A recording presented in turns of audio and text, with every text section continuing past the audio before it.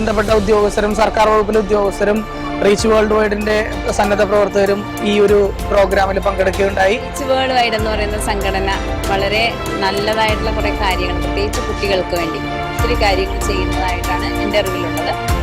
അവര് അതായത് ഇപ്പൊ അടുത്ത് തന്നെ നടത്താൻ പോകുന്ന 1 ലക്ഷം കുട്ടികൾക്ക് വേണ്ടിയുള്ള പഠന കിറ്റ് വിതരണം, അത് നല്ലൊരു കാര്യമായിട്ടാണ് എനിക്ക് മനസ്സിലാക്കാൻ സാധിച്ചത്.